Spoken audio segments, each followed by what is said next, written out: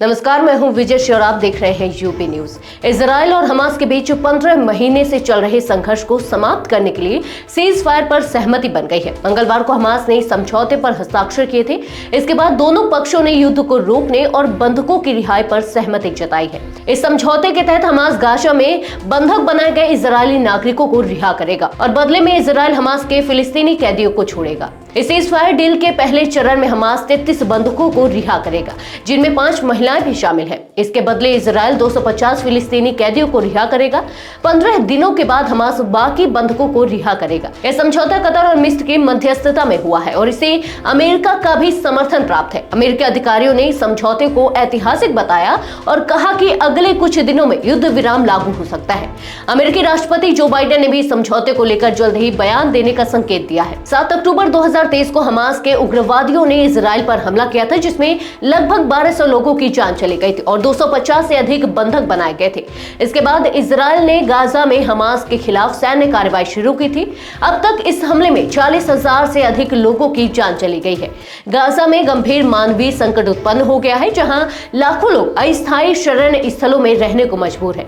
समझौते की पहल कतर और अमेरिका ने की थी। कतर ने समझौते की पुष्टि की और बताया कि इसे लागू करने के लिए इजराइल की आखिरी स्वीकृति का इंतजार था। इस बीच कुछ इजरायली अधिकारियों ने इस डील का विरोध किया था, लेकिन इजरायली बंधकों के परिजनों ने सरकार से इस समझौते पर हस्ताक्षर करने की अपील की थी। समझौते के 3 चरण होंगे। पहले चरण में 6 सप्ताह का युद्ध विराम होगा। इस दौरान हमास बंधकों को रिहा करेगा और इजराइल फिलिस्तीनी कैदियों को छोड़ेगा। इसके अलावा गाजा में मानवीय सहायता में तेजी आएगी और वहां अधिक राहत सामग्री भेजी जाएगी। इस चरण में इजरायली सेना गाजा से कुछ हटेगी और फिलिस्तीनी लोग वापस अपने घरों में लौटेंगे। दूसरे चरण में 6 सप्ताह के भीतर युद्ध का स्थायी अंत हो जाएगा। इस दौरान इजराइल और हमास के बीच कई दौर की वार्ता होगी। तीसरे चरण में गाजा का पुनर्निर्माण शुरू होगा।